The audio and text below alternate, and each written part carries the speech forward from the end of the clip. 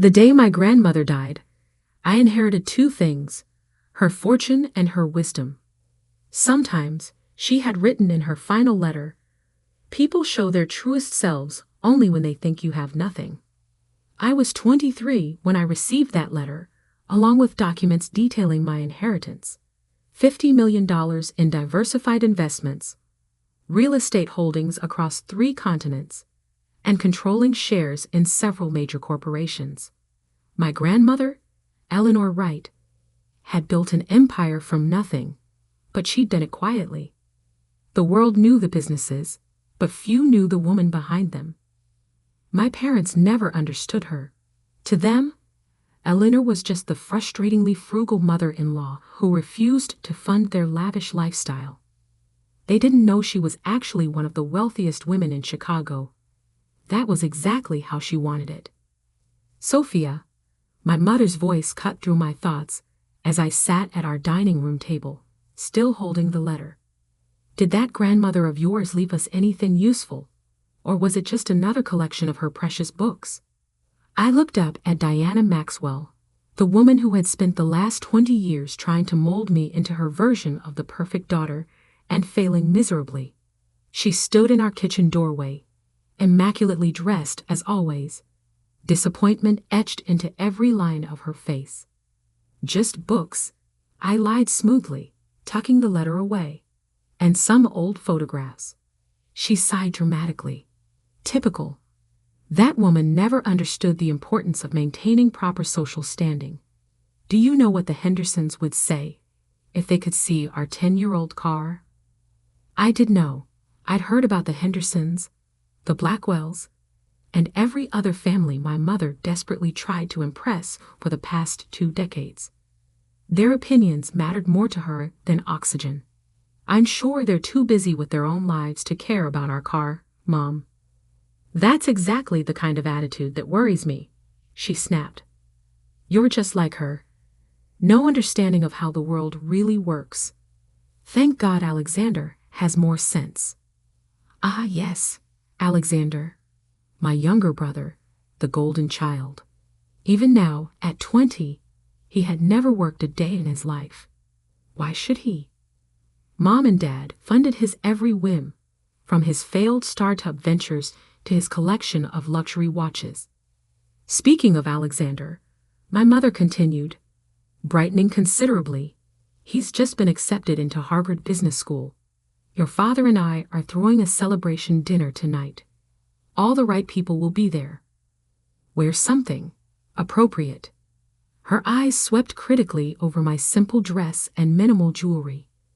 I nodded, not mentioning that I'd graduated summa cum laude from Northwestern's business school last year. There had been no party for that. Instead, my parents had spent that weekend at Alexander's amateur golf tournament. Later that evening, I sat in my small apartment above the bookstore where I supposedly worked, reviewing my grandmother's documents. The bookstore job was actually a front. I owned the building and 3 others on the block through one of my grandmother's holding companies.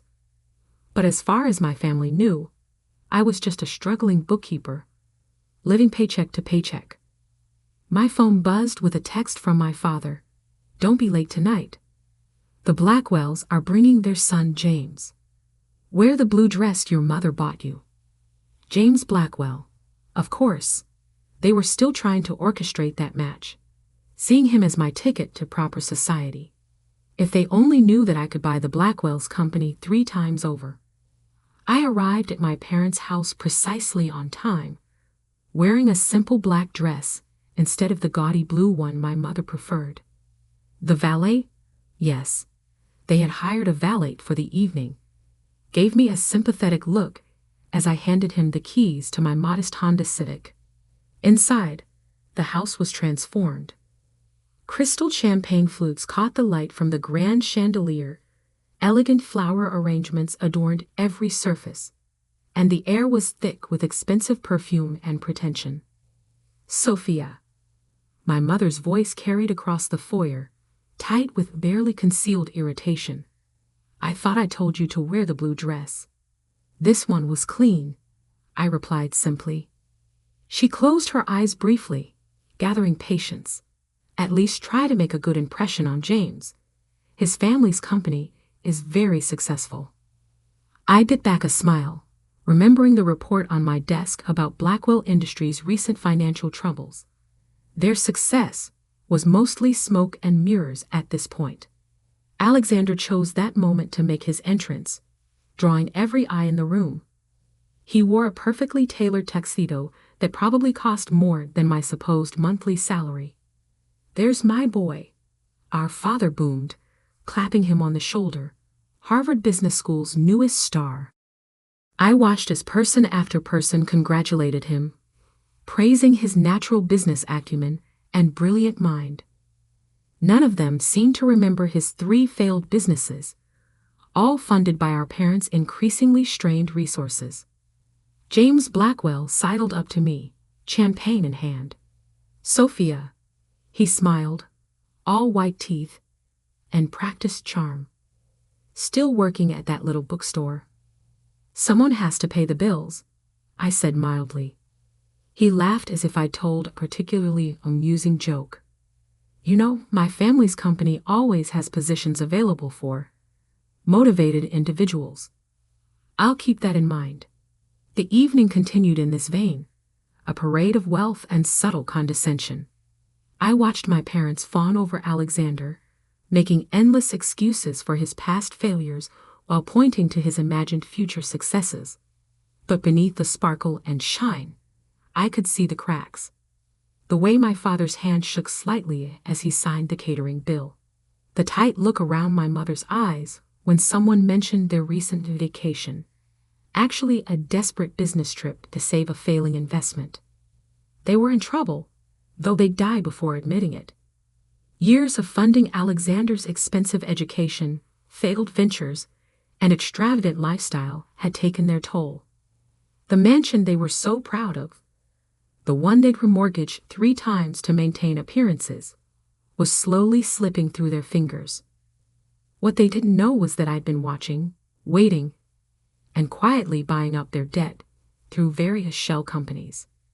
Every desperate loan, every refinanced mortgage, I owned them all. As I drove home that night in my sensible Honda, I thought about my grandmother's words. People do show their truest selves when they think you have nothing. And soon, very soon, my family was going to show exactly who they really were. The signs of my parents' financial collapse became impossible to ignore, even for them. It started with small things. The household staff was temporarily reduced. Their country club membership became inactive. And suddenly my mother discovered a passion for vintage fashion. But Alexander's lifestyle never changed.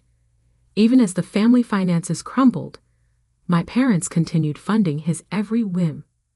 The day I saw him drive past my bookstore in a brand new Porsche, I knew they had finally hit rock bottom.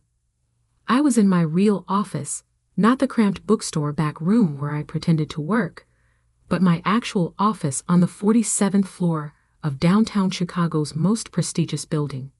As CEO of Wright Investments, I had a perfect view of the city my grandmother had helped build. "Miss Wright," my assistant Sarah buzzed in.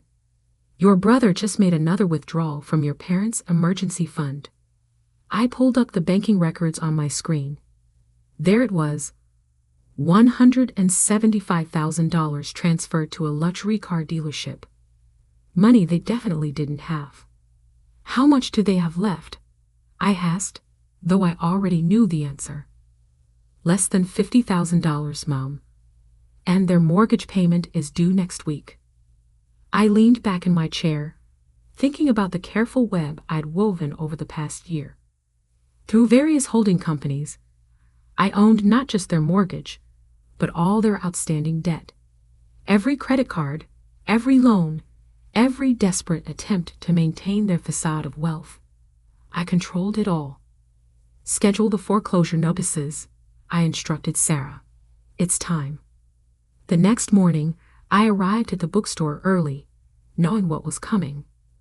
Right on schedule, my mother burst through the door, Her designer handbag genuine but last season. Sophia. Her voice was shrill with panic. Something terrible has happened. The bank. They're saying they're going to foreclose on the house. I looked up from the ledger I was pretending to review. What? How is that possible? Your father. There have been some business setbacks. But it's just temporary. We just need a little help. She reached across the counter, gripping my hand. Darling, how much do you have saved? I almost laughed. After years of mocking my little bookstore job, she was now eyeing my supposed savings like a lifeline. Mom, I make $35,000 a year. After rent and bills, I'd barely save anything. Her face fell. But surely you must have something. An emergency fund? I have about $3,000 saved. I lied. But that's everything. We need it, she said immediately. Just until your father's deals come through. Alexander has some very promising ventures in the works. I sat back studying her. What about Alexander's new Porsche? Couldn't he sell that? Don't be ridiculous, she snapped. He needs to maintain appearances. How else will he attract the right kind of investors? And my appearance doesn't matter. That's different. She waved her hand vaguely. You're just not in those circles anyway. In those circles, I thought about the charity gala I'd be hosting next month as Eleanor Wright's hair, where half of Chicago's elite would be in attendance. But my mother didn't know about that. I'm sorry, Mom. I can't empty my savings account. I need to pay rent. She stood up, anger replacing desperation. How can you be so selfish? After everything we've done for you. What exactly have you done for me? The question hung in the air between us. For a moment, confusion crossed her face, as if she were genuinely trying to remember any significant thing they'd done to help me succeed. We gave you a good home, an education. The education I paid for with student loans, you mean? The same loans you refused to help with because you were funding Alexander's third startup. That's not fair. Alexander has vision. He just needs support too. Get out. My voice was quiet but firm. Excuse me. Get out of my store, Mom. And don't ask me for money again. She left in a fury of slammed doors and threats, but I wasn't worried. Everything was proceeding exactly as planned. That evening, I received another call, this time from my father.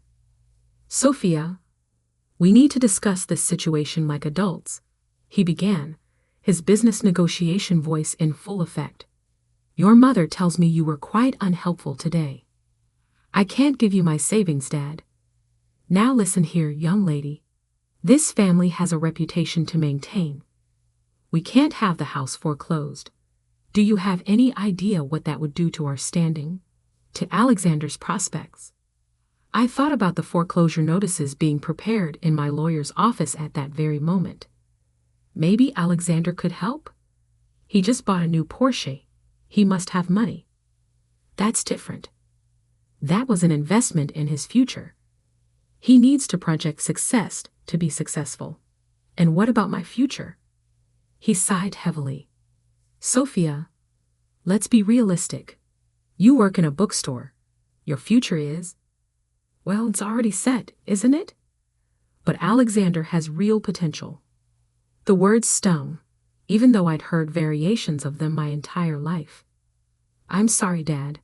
I can't help. Then you're no daughter of mine. The line went dead. I sat in my luxurious office, looking out over the city lights, and smiled. Soon they would learn exactly what kind of daughter I was.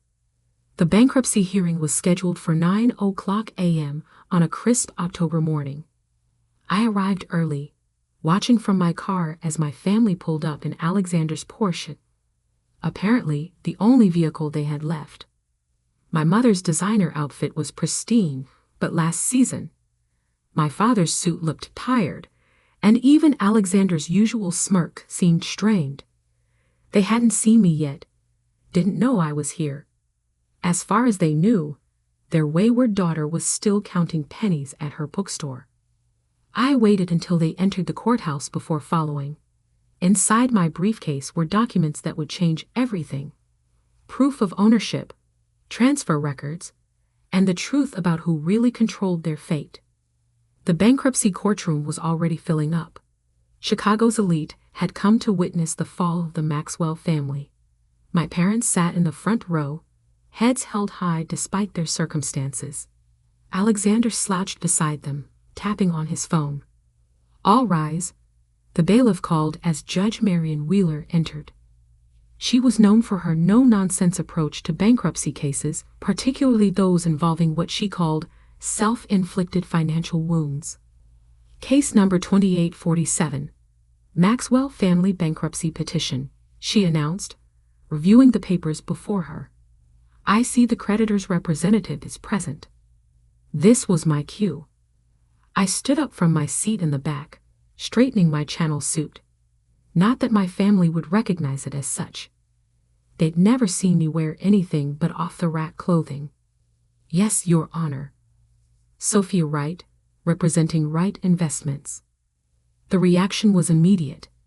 My mother's perfectly maintained facade cracked as she whirled around. My father's face went pale, and Alexander actually dropped his phone. "Sophia." My mother's voice was barely a whisper. I walked to the front of the courtroom, placing my briefcase on the creditor's table. "Good morning, Mother." "Father." "Alexander." "What is the meaning of this?" my father demanded, starting to rise before his lawyer pulled him back down. Judge Wheeler banged her gavel. "Mr. Maxwell, you will maintain order in my courtroom. Ms. Wright, please proceed." "Your Honor, Wright Investments holds all outstanding debts of the Maxwell family, including their primary residence mortgage, personal loans, and credit accounts. The total sum is approximately $12.7 million. "That's impossible," Alexander blurted out. "Sophia works in a bookstore." I smiled. "Actually, I own the bookstore, along with the building it's in, and most of the block. I'm the CEO of Wright Investments, formerly known as Eleanor Wright Enterprises." The courtroom erupted in whispers. My grandmother had been a legend in Chicago business circles, though few had known her face. "Order," Judge Wheeler commanded. "Ms. Wright, continue." 3 years ago, I inherited my grandmother's entire estate, valued at approximately $50 million. During that time, I watched as my parents repeatedly refinanced their home to fund my brother's failed ventures and maintain their lifestyle. Through various holding companies, I purchased all their debt. My mother was openly crying now, her carefully applied makeup running. My father sat frozen, perhaps finally understanding the magnitude of their situation. However, I continued, "I'm not here to demand immediate repayment. I have a proposal." I withdrew a document from my briefcase. "I'm willing to restructure all outstanding debts under the following conditions. First, Alexander's spending privileges will be completely cut off. He'll need to find actual employment, not another startup opportunity." Alexander jumped up. "You can't do this. I'm your brother." "Sit down, Mr. Maxwell," Judge Wheeler ordered. "Continue, Ms. Wright." "Second, my parents will undergo financial counseling and maintain strict budget oversight. Third, they will sell the mansion and move into a more modest home, which I have already purchased for them." "This is ridiculous," my father finally found his voice. "You're our daughter. You can't treat us this way." I turned to face them fully for the first time. "Can't I? For 20 years, you treated me like I was nothing. You mocked my job, dismissed my achievements, and poured every resource into Alexander, while leaving me to fend for myself. When you needed help, you demanded my savings, all $3,000 you thought I had, without a second thought. We gave you everything," my mother protested. No, Mother. You gave Alexander everything. I built this myself. Or rather, Grandmother helped me build it. She taught me that true character shows when people think you have nothing. And you've shown yours very clearly. Judge Wheeler reviewed the proposed agreement. The terms seemed fair, considerably more generous than standard bankruptcy proceedings. Do the Maxwells wish to accept? My father's lawyer whispered urgently in his ear. They really had no choice. It was this or lose everything. We accept, my father ground out. Excellent, I said, retrieving more documents. Here are the keys to your new house. It's a lovely 3-bedroom in Lincoln Park. The moving company will arrive tomorrow. Oh, and Alexander? I turned to my brother. The dealership has been instructed to repossess the Porsche. I've arranged for a used Toyota to be delivered instead. The next hour was a blur of signatures and legal proceedings. My parents barely looked at me, their shame and anger palpable. Alexander stormed out as soon as he could, probably to move money I'd already frozen. As I left the courthouse, I heard quick footsteps behind me. Why? My mother's voice was small. Why did you let us fall so far before revealing the truth? I turned to face her. Because you needed to learn. Money isn't what makes a person valuable, Mother. Neither are appearances or social standing. I wanted you to understand what it feels like to be judged for your bank account rather than your character. And now, will you ever forgive us? That depends on you. The house I bought you is nice. Not luxurious, but comfortable. Your new budget is reasonable. Not extravagant, but adequate. What you do with this second chance is up to you.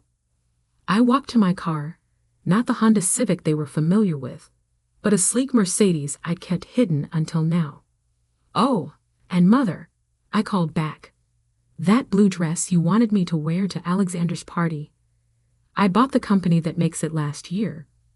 They've discontinued that particular style. It was hideous.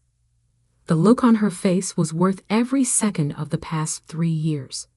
3 months later, I sat in my office reviewing reports. My parents had actually stuck to their budget, attending financial counseling without complaint. Alexander had finally taken a real job, entry level, of course, and was learning what actual work felt like. On my desk sat a new photo frame containing an old picture of my grandmother and me in front of her favorite bookstore, the same one I now owned. Her words from that final letter still rang true. Sometimes people show their truest selves only when they think you have nothing. But she had taught me something else too. Sometimes the greatest power lies not in wealth itself, but in choosing when to reveal it.